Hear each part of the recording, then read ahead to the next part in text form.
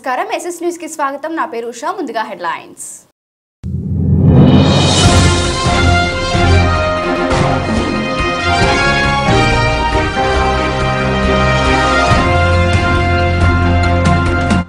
Suspend కు గురైన Rajampet MLA YS Jagan వద్ద ప్రత్యక్షం ఈ నెల 31న వైసీపీలో పార్టీలో చేరనున్నట్లు వెల్లడించిన మేడా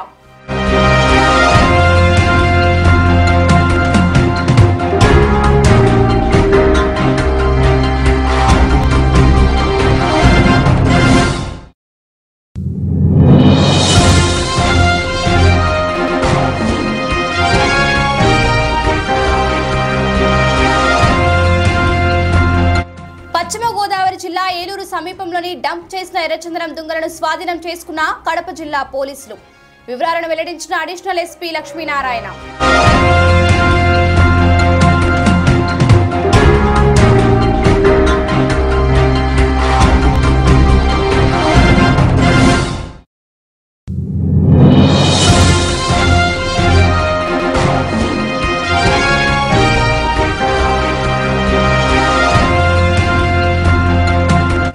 ముఖ్యమంత్రి చంద్రబాబుపై మరోమారు విమర్శలు చేసిన మాజీ మంత్రి శ్రీ రామచంద్రయ్య ప్రజలను మోసం చేసేందుకే మరోమారు యత్నిస్తున్నారని ఎద్దేవా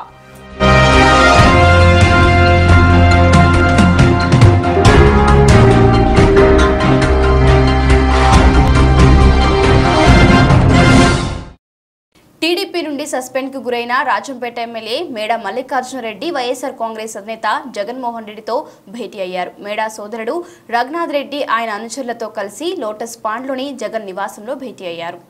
కార్యాలయం ముందు బైఠాయించి అధికారులకు వ్యతిరేకంగా పెద్ద ఎత్తున నినాదాలు చేశారు. ఈ సందర్భంగా ఈ పార్టీ నగర అధ్యక్షుడు రామ్మోహన్ మాట్లాడుతూ 2016-17 సంవత్సరంలో 817 మంది పేదలకు ఇళ్ల స్థలాలు కేటాయించి పట్టాలు ఇవ్వడం జరిగిందన్నారు.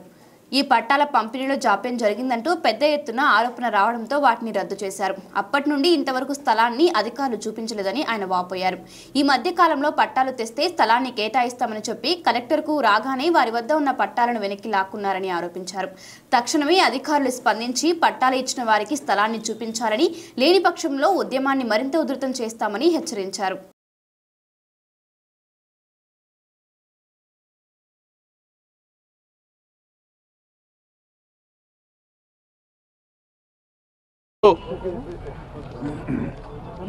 నారా చంద్రబాబు నాయుడు గారి గంజాయి వనం నుంచి ఈరోజు వైఎస్ జగన్మోహన్ రెడ్డి గారి తులసి వనంలో వచ్చి చేరినంత ఆనందంగా, సంతోషంగా, స్వేచ్ఛగా సొంత ఇంటికి వచ్చిన కళగా ఈరోజు నిజంగా చాలా ఆనందంగా ఉంది.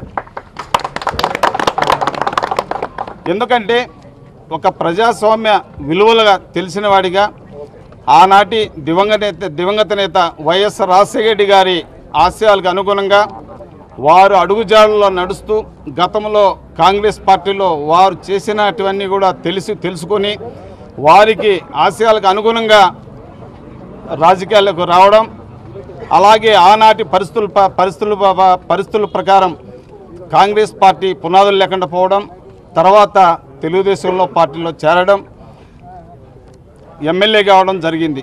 ఎందుకంటే నేను ఒక ఆశయాలకు అనుగుణంగా రాజశేఖర గారికి స్ఫూర్తిగా రాజకీయాల్లోకి రావడం జరిగింది.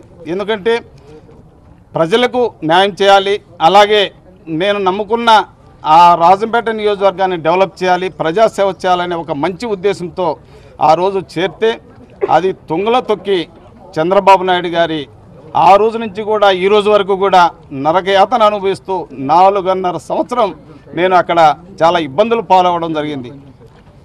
ఎందుకంటే నాకున్న ధ్యేయం ఒకటే, ఎంతసేపు నేను అక్కడ సర్వీస్ చేయాలి, ప్రజలకు న్యాయం చేయాలి, అలాగే నియోజకవర్గాన్ని డెవలప్ చేసుకోవాలనే ధ్యేయంతో ఉన్న వ్యక్తిని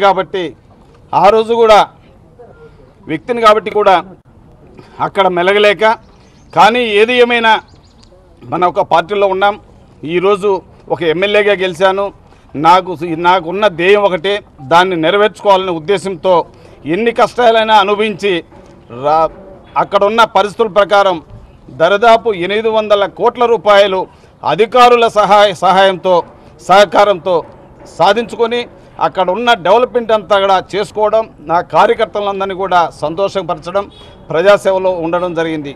కానీ ఈ రోజుకు కూడా అక్కడ ఉండడం నాకు ఇంకా ఇబ్బందికరంగా మారింది. ఎందుకంటే 4.5 సంవత్సరం కష్టపడ్డాం, ప్రజలకు సంతోషపరిచాం.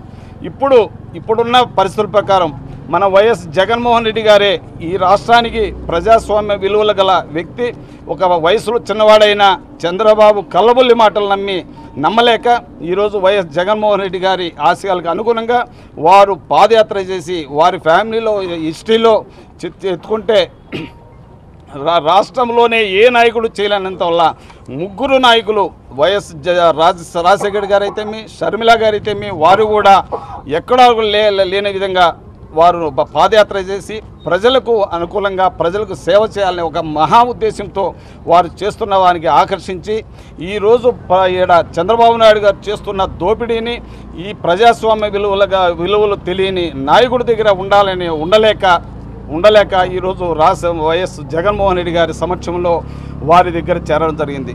ఎందుకంటే నేను ఒకటే చెప్తున్నాను, బాబు మీకు నమ్మలేం బాబు, మీ దగ్గర మిమ్మల్ని నమ్మి మీ దగ్గర ఉండలేమని చెప్పి ప్రజలకు తెలియజేస్తున్నాను. ఎందుకంటే వారిని నమ్మితే ఇంకా అధపాతాలకి పోయే ఆస్కారం ఉంది. ప్రజలు చాలా సర్వనాశనం ఇది ఉంది. ఎందుకంటే వారు చేసేటన్నీ కూడా చెప్పేటన్నీ కూడా వారు చెప్పేది ఒకటి, చేసేది ఒకటి. చేసేటవన్నీ కూడా కల్లబుల్లి మాటలు చెప్పి మంచి మాటలు చెప్తాడు. చేసేటవన్నీ కూడా పనికిరాని విధంగా మాట్లాడే విధానం మాకు నచ్చక ఉండలేకపోతున్నాం. కాబట్టి ఈ రోజు నుంచి కూడా వారు ఎన్నో విధాలా ఇప్పుడు చేస్తున్నాను. ఆ రోజు చెప్పింది ఒకటి, ఆ రోజు రైతులకు కానీ డ్వాక్రా మహిళలకు కానీ రుణమాఫీ చేస్తానని చెప్పి కూడా ప్రామిస్ చేయడం జరిగింది. ఆ రోజు ప్రామిస్ చేసి అందరినీ మోసం చేసి ఒక్క పైసా కూడా సరిగా ఇవ్వకుండా కల్లబుల్లి మాటలు నమ్మి కళ్ళబుట్టి మాటలు చెప్పి ఒక్క పైసా కూడా వాళ్ళకి చెందకుండా చేయడం కూడా జరిగింది. అలాగే యువతకు నిరుద్యోగ వృత్తి ఇస్తానని కూడా నమ్మించి వారి ఓట్లను దండుకొని వారి చేత గెలిపించుకొని ఈరోజు మోసం చేయడం జరిగింది. అలాగే కాపులకు రిజర్వేషన్ ఇస్తానని చెప్పి నమ్మించి 34 లక్షల మంది కాపులను మంచివారిని వారి దగ్గర ఓట్లు వేయించుకొని గెలిపించుకొని వారికి కూడా మోసం చేసి 35 మంది ఎమ్మెల్యేలు ఇచ్చిన కాపులు కూడా ద్రోహం చేయడం జరిగింది. ఇవన్నీ కూడా చూసి ఈ ద్రోహం చేసిన దానికి అన్నిటి కూడా మేము చూస్తూ ఉండలేక ఇంకా బాబు గారిని నమ్మితే ఇంకా ఈ రాష్ట్రం సర్వనాశనం అవుతుంది, మేము కూడా ప్రజలకు సేవ చేయలేమని చెప్పి నమ్మి ఈరోజు వైఎస్ జగన్మోహన్ రెడ్డి గారి సమక్షంలో చేరి ఈరోజు వారి దగ్గరికి వెళ్ళి వారిని డేట్ కనుక్కొని రేపు 31వ తేదీన పార్టీలో చేరేదానికి మా కార్యకర్తలందరం కూడా నిర్ణయించాం. అలాగే వాళ్ళకి ఒకటే చెప్పాడు, అన్న మనము ప్రజాస్వామ్య విలువలు తెలిసిన వారి నారా చంద్రబాబు నాయుడు గారి మాదిరిగా ప్రజాస్వామ్య విలువలు తెలిసిన అట్లా కూని చేసిన వ్యక్తిని కాదు. ప్రజాస్వామ్య విలువలు తెలిసి కూడా వారు నమ్మద్రోహం చేస్తున్నారు. అటువంటి వారిని ఈరోజు 23 ఎమ్మెల్యేలను సంతలో పశువులకు నెట్టుకొని ఈరోజు పదవులు ఇచ్చి కోట్ల రూపాయల డబ్బులు ఇచ్చి వారిని ఈరోజు పరిపాలన సాగిస్తున్నారంటే వారికి ఏమాత్రం ప్రజాస్వామ్య పైన విలువలు లేవని కూడా ఈరోజు మీకు తెలియజేస్తున్నాను. అలాగే లేవని కూడా మీకు తెలియజేస్తున్నాను. అలాగే ఈరోజు మన జగన్మోహన్ రెడ్డి గారు ఒకటే చెప్పారు, ఈరోజు అన్నా మనం పదవులకు అన్నింటిలో కూడా రాజీనామా చేసేసి 31వ తేదీ వచ్చి చేరండి, మీకు అన్ని విధాలా బాగుంటుంది, ఈ రాష్ట్రం బాగుపడుతుంది అని చెప్పి కూడా వాళ్ళు చెప్పడం జరిగింది. అలాగే వారి ఆశయాలకు అనుగుణంగా తప్పకుండా మేము ఈ రాష్ట్రాన్ని తప్పుదోవ పడకుండా నారా చంద్రబాబు నాయుడు గారిని ఓడించి వైఎస్ జగన్మోహన్ రెడ్డి గారిని సీఎం చేస్తామని చెప్పి కూడా తెలియజేస్తూ ఈ రాష్ట్రాన్ని ఇంకా దోపిడీ రాజ్యానికి దోపిడీకి లోను కాకుండా ప్రజాస్వామ్య విలువలకు వన్నె తెచ్చే విధంగా జగన్మోహన్ రెడ్డి గారిని గెలిపించుకుంటామని చెప్పి కూడా తెలియజేస్తున్నాను. జై హింద్. ఏర్పాటు చేసి పార్టీ కార్యకర్తలకు నేనున్నాననే భరోసా ధైర్యం ఇచ్చాడు. ఈరోజు ఆయన నాయకత్వంలో ఈ రాష్ట్రం పురోగమిస్తాం. ఇటువంటి పరిస్థితుల్లో 35 సంవత్సరాలుగా ఎన్ని ఒడిదుడుకులు వచ్చినా కూడా ఎంతమంది పార్టీని వీడినా కూడా పార్టీ చెప్పు చెదరని పరిస్థితి. 36 సంవత్సరాల తెలుగుదేశం పార్టీలో 20 సంవత్సరాలు తెలుగుదేశం పార్టీ అధికారం ఉంది. ఈ ఎన్నో ఆటంకాలు వచ్చాయి. ఎంతోమంది పెద్ద వాళ్ళందరూ కూడా పదవులు అనుభవించి బయటికి వెళ్ళారు. అయినా పార్టీ అనేది వ్యవస్థ మనం బయటికి పోతే వ్యవస్థ మనతో రాదు, అది గుర్తుపెట్టుకోవాలి వెళ్ళిపోయిన వాళ్ళు. ఇది ఒక వ్యవస్థ.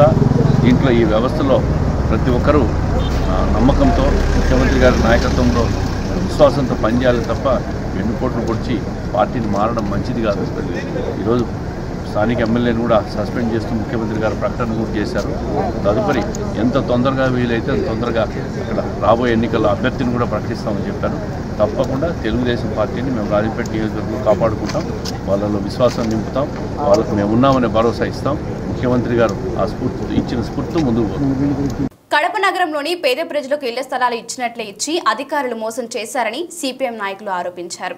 వెంటనే వారికి ఇళ్ల స్థలాలను కేటాయించాలని డిమాండ్ చేస్తూ కలెక్టరేట్ కార్యాలయం ఎదుట ఆందోళనకు దిగారు. కార్యాలయం ముందు బైఠాయించి అధికారులకు వ్యతిరేకంగా పెద్ద ఎత్తున నినాదాలు చేశారు. ఈ సందర్భంగా ఈ పార్టీ నగర అధ్యక్షుడు రామ్మోహన్ మాట్లాడుతూ 2016-17 సంవత్సరంలో 817 మంది పేదలకు ఇళ్ల స్థలాలు కేటాయించి పట్టాలు ఇవ్వడం జరిగిందన్నారు. ఈ పట్టాల పంపిణీలో జాప్యం జరిగిందంటూ పెద్ద ఎత్తున ఆరోపణ రావడంతో వాటిని రద్దు చేశారు. అప్పటి నుండి ఇంతవరకు స్థలాన్ని అధికారులు చూపించలేదని ఆయన వాపోయారు. ఈ మధ్య కాలంలో పట్టాలు తెస్తే స్థలాన్ని కేటాయిస్తామని చెప్పి కలెక్టర్కు రాగానే వారి వద్ద ఉన్న పట్టాలను వెనక్కి లాక్కున్నారని ఆరోపించారు. తక్షణమే అధికారులు స్పందించి పట్టాలు ఇచ్చిన వారికి స్థలాన్ని చూపించాలని, లేని పక్షంలో ఉద్యమాన్ని మరింత ఉధృతం చేస్తామని హెచ్చరించారు. 2016-17 సంవత్సరాల్లో నగరంలో ఉన్నటువంటి 895 మంది పేదలకి రెవెన్యూ అధికారులు ఇళ్ల పట్టాలు మంజూరు చేశారు. వాటిలో కొన్ని అనర్హులకి కేటాయించినట్టు ప్రజా సంఘాలు ఆందోళన చేశాయి. ఆ తర్వాత అనర్హులని తీసేయకుండా మొత్తం పట్టాలని రద్దు చేస్తున్నట్టు అధికారులు ప్రకటించారు. మొన్న 500 మందికి పట్టాలు ఇచ్చామని చెప్పి కలెక్టర్ ఆఫీస్కి పిలిపించారు. పట్టాలు ఇవ్వకపోగా వాళ్ళకి ఇచ్చినటువంటి పట్టాలని తిరిగి రెవెన్యూ అధికారులు స్వాధీనం చేసుకున్నారు. అంటే పట్టా ఇచ్చే ముందు అన్ని రకాల సర్వేలు చేశారు. రేషన్ కార్డులు పరిశీలన చేశారు, ఆధార్ కార్డు పరిశీలన చేశారు, డోర్ నెంబర్లో సరిగా నివాసం ఉంటున్నారా లేదనేటువంటి విషయం పరిశీలన చేశారు, వాళ్ళకి సంబంధించిన ఆస్తుల వివరాలన్నీ పరిశీలన చేశారు. ఇవన్నీ పరిశీలన చేసిన తర్వాతనే రెవెన్యూ అధికారులు వీళ్ళు పేదలని నిర్ధారించి 1.5 సెంటు స్థలం ఇవ్వడానికి పట్టా ఇచ్చారు.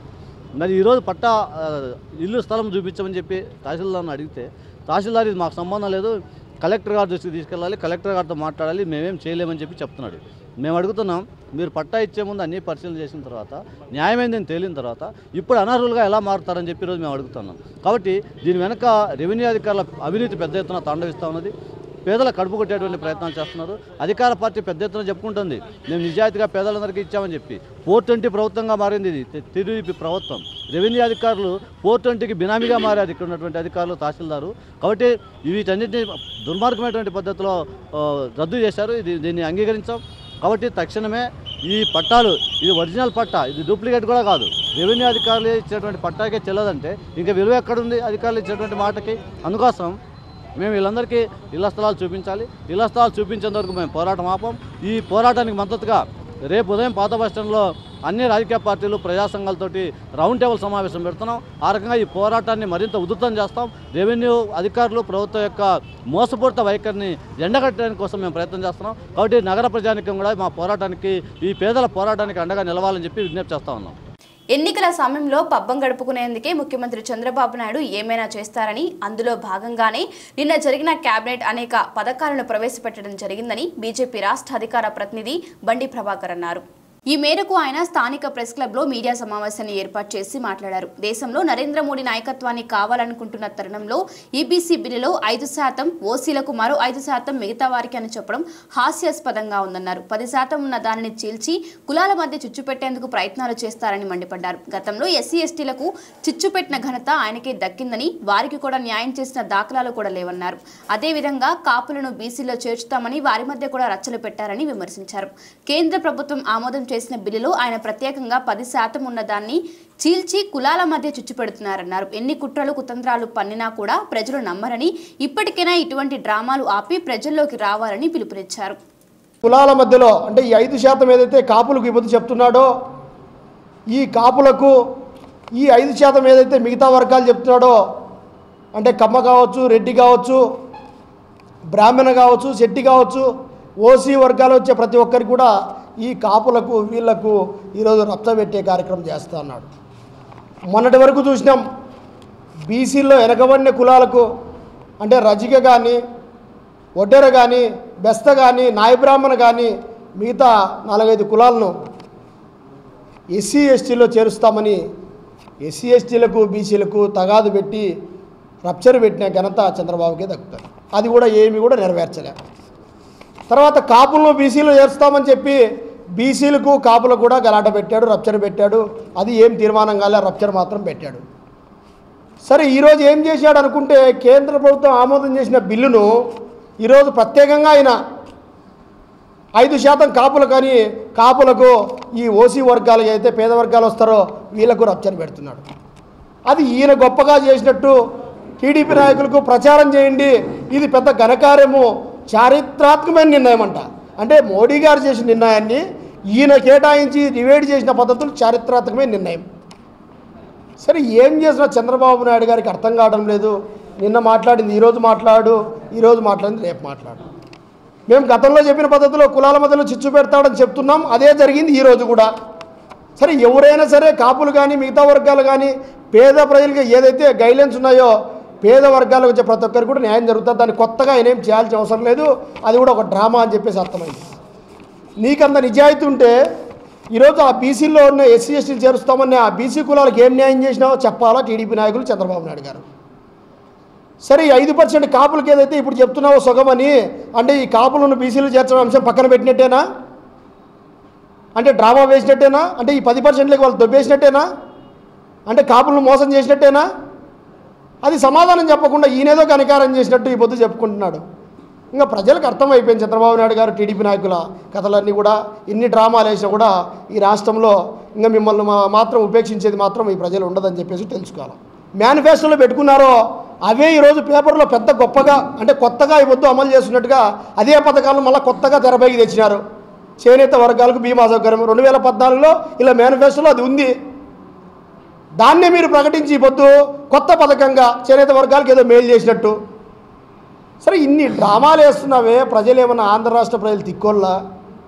దేశంలో చంద్రబాబు నాయుడు అంటే ఒక డ్రామా బాబుగాను ఈరోజు అందరూ కూడా పసిగడతా ఉంటే నువ్వు ఇప్పటికి కూడా కులాల మధ్యలో మతాల మధ్యలో ఎవరో చేసేది నువ్వు చెప్పుకుంటూ ప్రకారం పలిపే నువ్వు ఇప్పటికైనా నీ డ్రామాలు అర్థమైనా, నువ్వు ఎన్ని కుతంత్రాలు పన్నా ఎన్ని అమలు కాని పథకాలు అమలు చేసినా వేరే వాళ్ళు చేసినట్టు నీ గొప్పలుగా చెప్పుకున్నా నిన్ను నమ్మే ప్రసక్తిలో ఈరోజు లేరని చెప్పేసి కూడా మేము బీజేపీ పార్టీకి కూడా మేము తెలియజేస్తా ఉన్నాం.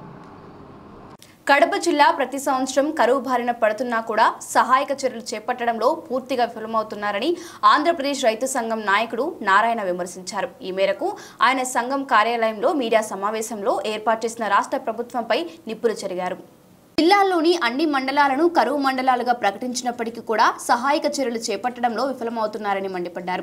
రబీలో ఖరీఫ్లో కరువు వచ్చిందని ఎప్పుడూ కూడా ఇంతటి కరువు రాలేదన్నారు. రాష్ట్రంలోని అత్యంత తక్కువ వర్షపాతం నమోదైన జిల్లాల్లో కడప జిల్లా మొదటి స్థానంలో ఉందని, అయినా కూడా ప్రభుత్వంలో ఎటువంటి చలనం లేదన్నారు. దీంతో రైతులు కుదేలవుతున్నారని తెలిపారు. ఇప్పటికైనా రైతులను ఆదుకోవాల్సిన అవసరం ఎంతైనా ఉందని పిలుపునిచ్చారు.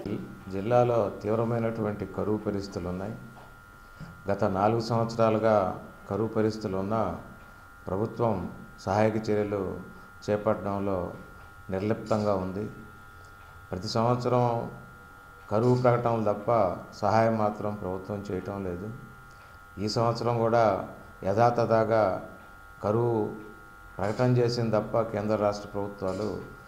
ఎందుకనంటే ఇటు రబీ సీజన్లో ఖరీఫ్ సీజన్లో రెండిట్లో కూడా తీవ్రమైనటువంటి కరువు జిల్లాలో. గతంలో ఎప్పుడూ లేనంత కరువు. రాష్ట్రంలోనే అత్యంత తక్కువ వర్షపాతం నమోదైనటువంటి జిల్లాల్లో కడప జిల్లా మొదటి స్థానంలో ఉంది. ఇది ఇవన్నీ కూడా ప్రభుత్వం ప్రకటిస్తున్నప్పటికీ సహాయక చర్యలు లేవు. ఈరోజు ప్రాజెక్టులు పూర్తి చేసి ఉంటే, ప్రాజెక్టుల ద్వారా నీళ్లు అందించి ఉంటే జిల్లాలో కరువు పరిస్థితి ఉండేది కాదు. ఎందుకనంటే శ్రీశైలం నుంచి నీటిని కూడా వచ్చినటువంటి వాటిని కూడా కడప జిల్లాకు అందించడంలో ప్రభుత్వం విఫలమైంది. ఈరోజు చిత్రావతి బ్యాలెన్సింగ్ రిజర్వాయర్కి 2017లో 5 టీఎంసీలు నింపితే ఈ సంవత్సరం 2 టీఎంసీలే నింపినటువంటి పరిస్థితి. బ్రహ్మంగారి మఠం రిజర్వాయర్కు ఈ సంవత్సరం 4 టీఎంసీలే నింపినటువంటి పరిస్థితి. ఆ నింపిన నీళ్ళు కూడా షట్టర్లు లేక వెళ్ళిపోయినటువంటి పరిస్థితి. అందుకని వీటన్నిటి కూడా ఏంటంటే ప్రభుత్వం బాధ్యత వహించాలా. నిజంగానే ప్రాజెక్టులు పూర్తి చేసి ఉంటే ఇటు గాలేరు నగరి కానీ హంద్రీ నీవా కానీ లేదు తెలుగు గంగ కానీ వెనగిన పూర్తి చేసి ఉంటే కరువు, దాంతోపాటు ఇప్పటివరకు బకాయి ఉన్న అన్ని రకాల ఈ ఉపాధి హామీ బిల్లులను చెల్లించాలని చెప్పి కూడా మేము డిమాండ్ చేస్తూ ఉన్నాం. ఇట్లా లేని పక్షంలో రాబోయేటువంటి కాలంలో పెద్ద ఎత్తున ఆందోళన చేస్తాం. ప్రభుత్వం రాబోయేటువంటి సంవత్సరంలో అయినా సరే కరువు నివారణ చర్యల కోసం వర్షపాతం తక్కువ పడినా సరే జిల్లాలో కరువును ఆదుకునే కరువు లేకుండా చేసేందుకోసం ఈరోజు తెలుగుగంగ కాలువలన్నింటినీ కూడా పూర్తి చేయాలని చెప్పి మేము డిమాండ్ చేస్తూ ఉన్నాం. అట్లాగే వెలుగోడు నుంచి తెలుగుగంగకు వచ్చేటువంటి ప్రధానమైన ఛానల్లో ఉన్నటువంటి రిపేర్లన్నింటినీ కూడా పూర్తి చేసి పూర్తి స్థాయిలో నీళ్లు వచ్చేటట్టు చర్యలు తీసుకోవాలని చెప్పి గాలేరు నగర్కి సంబంధించినటువంటి 2వ దశ పనులు పూర్తి చేయాలని చెప్పి అంద్రేనివాకు సంబంధించి వెలుగోడు, శ్రీనివాస్ సాగర్, అట్లాగే జరికోన, పించా ఈ ప్రాజెక్టులన్నిటికీ నీళ్లు నింపడం కోసం అవసరమైనటువంటి చర్యలు తీసుకోవాలని, అందుకు అవసరమైనటువంటి నిధులను కూడా రేపు బడ్జెట్లో కేటాయించి పూర్తి చేయాలని చెప్పి మేము డిమాండ్ చేస్తూ ఉన్నాం. బడుగు బలహీన వర్గాలు రాజకీయంగా ఎదగాలంటే తప్పనిసరిగా అంబేద్కర్ నేషనల్ కాంగ్రెస్ లో చేరితో సాధ్యమవుతుందని ఆ పార్టీ నేతలు స్పష్టం చేశారు. ఈ మేరకు పార్టీ కమిటీని కడప ప్రెస్ క్లబ్ లో ఎన్నుకున్నారు. 2002 సంవత్సరంలో ఢిల్లీకి చెందిన అహ్మద్ అలీ ఖాన్ ఈ పార్టీని స్థాపించారని, ఇప్పుడు 16 రాష్ట్రాల్లో పార్టీ ముందుకు వెళ్తుందన్నారు. దళితులకు రాజ్యాంగం రావాలంటే ఈ పార్టీలో చేరాలన్నారు. మొహమ్మద్ కాదం అలీ ఖాన్ అనే ఒక రాజవంశీయుడు ఈ పార్టీని స్థాపించడం జరిగింది. ఇప్పుడు ప్రజెంట్ ఏ ప్రభుత్వాలు అయితే కేంద్ర రాష్ట్రంలో పరిపాలన చేస్తున్నాయో పరిపాలించడంలో కానీ ప్రజల సంక్షేమంలో కానీ తర్వాత ఆయా రాష్ట్రాల దేశ అభివృద్ధిలో కానీ విఫలం కావడం జరిగిందనేది మీకు తెలుసు. ఎందుకు ఇలా జరుగుతూ ఉంది అంటే ఎప్పుడు మనకు అవిభాజ్య ఆంధ్రప్రదేశ్ రాష్ట్రాన్ని 2గా విడదీసినప్పుడు ఆంధ్ర రాష్ట్రానికి 5 సంవత్సరాలు లేక 10 సంవత్సరాలు ప్రత్యేక హోదా ఇస్తామని ఆ హోదాను కేంద్ర ప్రభుత్వం కేంద్రంలో పరిపాలనలో వచ్చిన బీజేపీ ఇవ్వకపోవడము, అదేవిధంగా హోదా లేకుండా దానికి సమానంగా నిధులు కేటాయిస్తామని అవి కూడా ఇవ్వకపోవడం, ఆంధ్రప్రదేశ్ను చంద్రబాబు నాయుడు కష్టపడి ముందుకు తీసుకుపోవడానికి ప్రయత్నిస్తున్నాడు. అయినా ఈ కేంద్ర ప్రభుత్వం ప్రత్యేక హోదా ఇవ్వకపోవడంతో తాను అనుకున్నట్లు కూడా అభివృద్ధి ఆంధ్రప్రదేశ్ చెందడం లేదు. అంతేగాక అపోజిషన్లో ఉన్న ప్రతిపక్ష పార్టీ జగన్మోహన్ అసెంబ్లీకి హాజరు కాకుండా సంకల్ప యాత్రలు చేసుకోవడం వల్ల అడ్డు అదుపు లేకుండా, ఎందుకంటే వన్ సైడ్గా నిర్ణయాలు తీసుకోవడానికి చంద్రబాబు నాయుడుకు టీడీపీకి ప్రోత్సహించినట్లయింది. ఒక విధంగా విమర్శించకపోతే అభివృద్ధి అనేది ఉండదు. విమర్శించే వాళ్ళు ప్రతిపక్షంలో ఉండి రాష్ట్రం చేస్తున్న తప్పులను ఎత్తి చూపాల్సిన బాధ్యత వాళ్ళ మీద ఉంది. అలా చేయలేదు. ఇంకో విషయం, మనము ఇతర పార్టీలను విమర్శించడం కంటే మన పార్టీ ఈ రాష్ట్రంలో 175 అసెంబ్లీ స్థానాలకు 25 పార్లమెంటు స్థానాలకు కూడా అభ్యర్థులను నిలబెట్టాలని చెప్పి మనము ఒక రాష్ట్రం మొత్తం మీద యాత్ర చేస్తున్నాం. ఆ యాత్రలను క్యాండిడేట్ను సెలెక్ట్ చేసి ఈ నియోజకవర్గాల్లో రాబో 2019 ఎన్నికల్లో పోటీ చేసేదానికి నిలబెడతాం. రాష్ట్ర కేబినెట్ మీటింగ్లో చంద్రబాబు ప్రజలపై చూపిన ప్రేమ సునామీని తలపించిందన్నారు వైఎస్ఆర్ కాంగ్రెస్ రాష్ట్ర ప్రధాన కార్యదర్శి సి రామచంద్రయ్య. చంద్రబాబుకు సంక్షేమం అంటే తెలుసా అని, ప్రతి సేవకు ఫీజు వసూలు చేయాలని నీ పుస్తకంలో రాశావని తీవ్రస్థాయిలో ధ్వజమెత్తారు ఆయన. రాష్ట్రంలో నిధులు ఉన్నాయా లేవా అనేది చూడకుండా ఇష్టారాజ్యంగా హామీలు ఇస్తున్నారని, 10% కేంద్రం ఇచ్చిన రిజర్వేషన్ ఎంతవరకు నిలబడుతుందో తెలియదన్నారు. ఆ 10%లో ఏ కులానికి ఎంత అని నిర్ణయించుకునే అధికారం ఎవరికీ లేదని, ఇప్పుడు అగ్రకులాల మధ్య చిచ్చు రేపుతున్నాడని విమర్శించారు. కాపుల రిజర్వేషన్ బిల్లు అసలు కేంద్రానికి చేరలేదని, కులాల కుంపటి రాజేసేందుకే ఈ ద్రోహ ప్రయత్నం చేస్తున్నాడని మండిపడ్డారు. చంద్రబాబు గోముఖ వ్యంగ్యంగా మారాడని, రాష్ట్రంలో ఎక్కడైనా ఏ మీటింగ్ పెట్టినా ప్రభుత్వ డబ్బే అని జగన్ చెప్పిన నవరత్నాలు ఒక్కొక్కటి వదులుతున్నాడని దుయ్యబట్టారు. 2014 ఇచ్చిన హామీలు ఏమనుకు అమలు చేశాడో ప్రజలకు వివరించాలని, ఆ రోజు ఇవన్నీ ఎలా అమలు చేస్తామని ఎన్నికల కమిషన్ ప్రశ్నించిందన్నారు. తన ప్రయోజనాల కోసం ఏమైనా చెప్తాడు, ఏదైనా ముఖ్యమంత్రి చంద్రబాబు చేస్తాడన్నారు. రాష్ట్రంలో ఆర్థిక వనరులు ఎక్కడున్నాయని, రాష్ట్రం 2.5 లక్షల కోట్ల అప్పుల్లో ఉందన్నారు. సంక్షేమం అంటే ఎన్టీఆర్, వైఎస్ఆర్లు మాత్రమే అని స్పష్టం చేశారు. రాజధాని కోసం 40,000 కోట్ల అప్పులు చేశాడని, అయినా వాళ్ళకి కాంట్రాక్ట్లు ఇచ్చి కమిషన్ దోచుకున్నారని ఆరోపించారు. 2014లో ప్రజలు 600 హామీలు ఇస్తే ప్రజలు నమ్మారని, కానీ ఇప్పుడు ఆ పరిస్థితి లేదని స్పష్టం చేశారు. తన అజెండా పెట్టుకున్నాడు అధికారంలోకి వచ్చినప్పటి నుంచి. ఇప్పుడు ఈ 2 నెలలు ప్రజల అజెండా పెట్టుకోవాలా, లేకుంటే అది అధికారంలోకి వచ్చే పరిస్థితి లేదనేటువంటి భావనతో పిచ్చిగా డబ్బు ఉందా లేదా ప్రభుత్వము ఆర్థికంగా ఏ విధంగా ఉంది, ఏం ఆలోచన లేకుండా విచక్షణారహితంగా మొదలుపెట్టాడు నిన్న ఇవ్వటం. దాని తర్వాత ఇది ఎందుకు రిజల్ట్ అంటే భయం ఏర్పడిపోయింది ఆయనకు.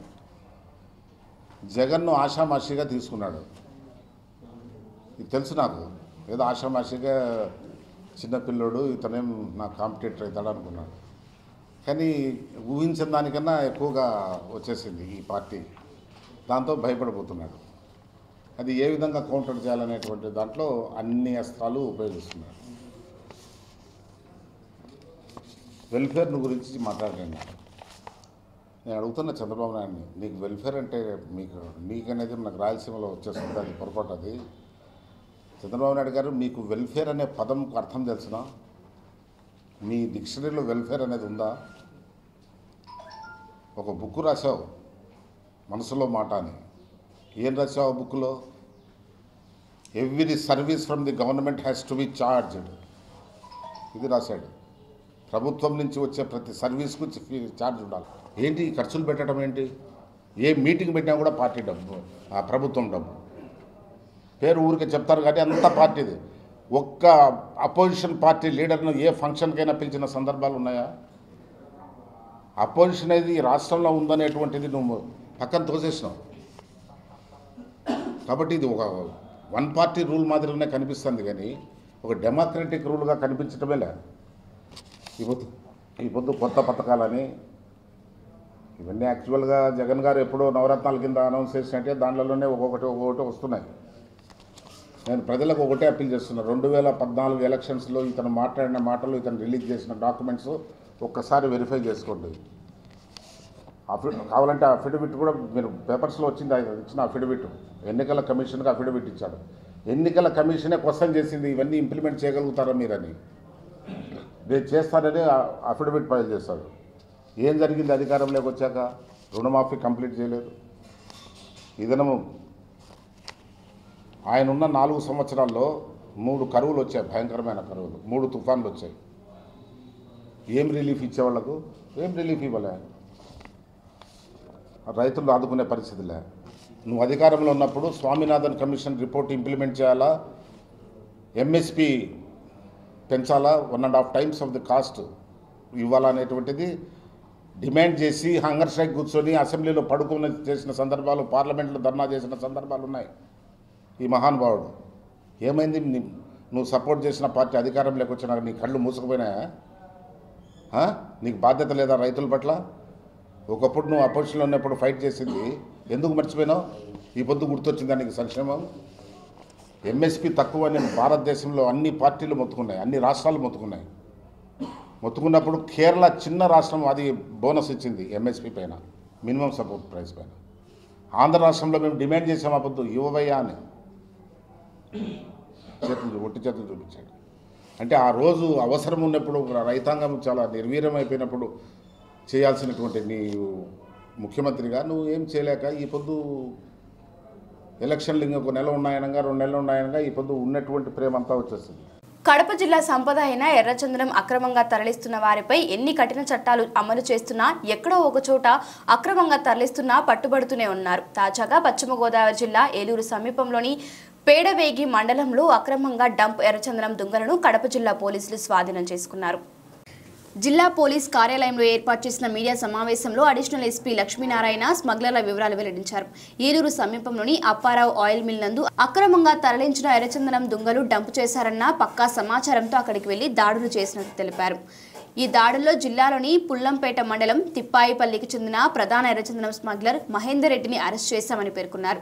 అతనిని విచారించగా ఇచ్చిన వివరాల మేరకు మహేందర్ రెడ్డికి సన్నిహితులైన 2 అనుచరులను కూడా అరెస్ట్ చేసినట్లు ఏఎస్పీ తెలిపారు. వీరి వద్ద నుండి 7 కోట్ల రూపాయల విలువ గల 5.6 టన్నుల బరువు గల 175 ఎర్రచందనం దుంగలు స్వాధీనం చేసుకున్నామని, వీరిపై గతంలో జిల్లాలో పలు ఎర్రచందనం స్మగ్లింగ్ కేసులు నమోదైనట్లు అడిషనల్ ఎస్పీ లక్ష్మీనారాయణ వెల్లడించారు. వీరిని పట్టుకునేందుకు కృషి చేసిన సిబ్బందిని ఆయన ప్రత్యేకంగా అభినందించారు.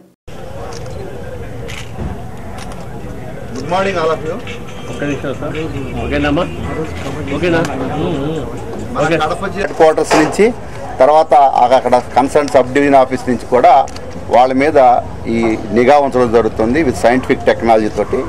ఈ క్రమంలో గత 10 రోజుల నుంచి ఒక ఎక్యూజ్డ్ని టార్గెట్ చేసి అతని మీద అతని మూమెంట్స్ని మేము అబ్జర్వ్ చేయడం ద్వారా పొల్లంపేట పోలీస్ స్టేషన్లో పాత నేరస్తుడైన అంటే అతను వాంటెడ్ ఎక్యూజ్డ్ అయిన మహేందర్ రెడ్డి అనే ఒక ఎక్యూజ్డ్ని పట్టుకోవడం జరిగింది.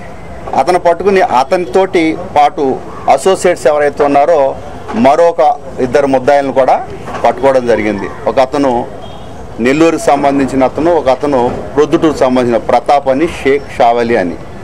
వీరు ముగ్గురిని పట్టుకున్న తర్వాత సాధారణంగా మనం అంతా కూడా ఈ రెడ్స్ అండ్ యాక్టివిటీస్ అన్నీ కూడా ఇక్కడ కటికినహల్లి కానీ లేకపోతే చెన్నై కానీ అక్కడ ఆ ప్రాంతాల్లో ఈ డంప్స్ అది ఏర్పాటు చేయడం జరుగుతుంది. కానీ దీనికి విరుద్ధంగా ఇక కొత్తగా ఈ గోదావరి డిస్ట్రిక్ట్స్లో ఈ డంప్స్ అవి ఉన్నాయని చెప్పేసి మాకు ఇన్ఫర్మేషను మా అబ్జర్వేషన్స్లో ఈ సైంటిఫిక్ టెక్నాలజీ ఉపయోగించడం ద్వారా లొకేట్ చేయడం జరిగింది. దాంతో ఇన్స్పెక్టర్ సత్యనారాయణ, తర్వాత పొల్లంపేట ఎస్ఐ వీరందరూ కలిసి ఆ 3 ముద్దాయిల్ని కూడా పట్టుకొని అక్కడ రాట్నాలపేట పెదవేగి మండలంలో రాట్నాలపేట అనే ఒక ప్రాంతంలో అప్పారావు గార్డెన్స్లో ఉన్న డంప్స్ని దాని మీద దాడి చేసి ఆ డంప్స్ అనేది స్వాధీనం చేసుకోవడం జరిగింది. మొత్తం ఇదన్నీ కూడా 5.5 టన్నులు పైగా ఎర్రచందనం దొంగలు ఉన్నాయి. మనం ఆ కేసులో జప్తు చేయడం జరిగింది. అక్కడ సంబంధించిన అధికారులు, ఫారెస్ట్ అధికారులు, డిఎఫ్ఓ, తర్వాత ఎఫ్ఆర్ఓలు, ఆర్డీఓ, డిఆర్ఓలు కూడా మీ సీజ్ చేసినప్పుడు వాళ్ళ యొక్క సమక్షంలో ఇవన్నీ సీజ్ చేసి ఇప్పుడు పొల్లంపేట పోలీస్ స్టేషన్లో ఆ కేసు నమోదు చేసి తదుపరి విచారణ చేస్తున్నాం. యాక్చువల్గా దీనికి మనం ఇక్కడ జరిగే యాక్టివిటీస్ ఇటువైపు నుంచి వెళ్తుంటే ఎక్కువ నిఘా జరుగుతుంది, కర్ణాటక కానీ లేకపోతే తమిళనాడు అని చెప్పేసి అటువైపు వెస్ట్ బెంగాల్, కర్ణాటక వైపు, కల్కటా వైపు వెళ్ళడానికి అటు నుంచి ఇది సులభ మార్గం ఉంటుంది, నిఘా తక్కువగా ఉంటుంది, పోలీసుల యొక్క యాక్టివిటీస్ కూడా తక్కువగా ఉంటుందనే ఉద్దేశంతో అక్కడ పెట్టినట్టు మేము భావిస్తున్నాం. తదుపరి విచారణ చేసి అసలు దీనికి మెయిన్ సూత్రధారులు ఎవరో కూడా మేము డిటెక్ట్ చేస్తాం.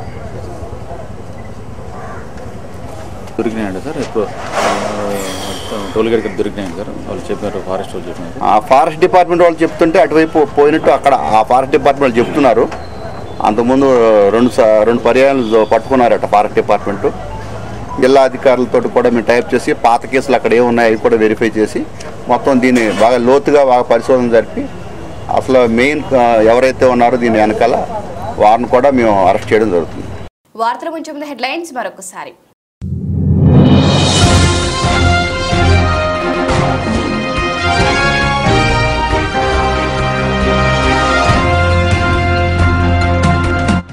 సస్పెండ్ కు గురైన రాజంపేట ఎమ్మెల్యే వైఎస్ జగన్ వద్ద ప్రత్యక్షం. ఈ నెల 31న వైసీపీలో పార్టీలో చేరనున్నట్లు వెల్లడించిన మేడా.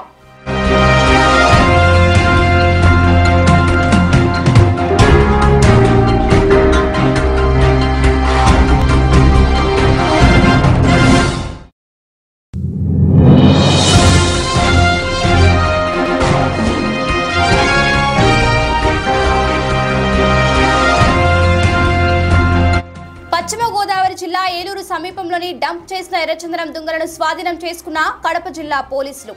వివరాలను వెల్లడించిన అడిషనల్ ఎస్పీ లక్ష్మీనారాయణ.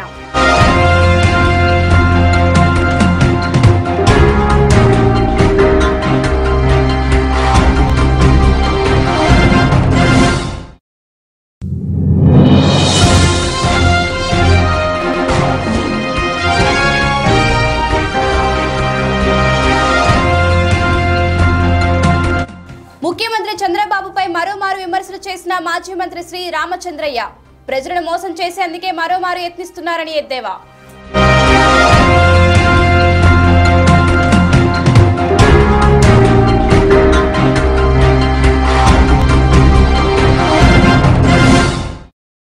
ఇవి ఇప్పటివరకున్న అప్డేట్స్. మరిన్ని అప్డేట్స్ కోసం కీప్ వాచింగ్ SS న్యూస్.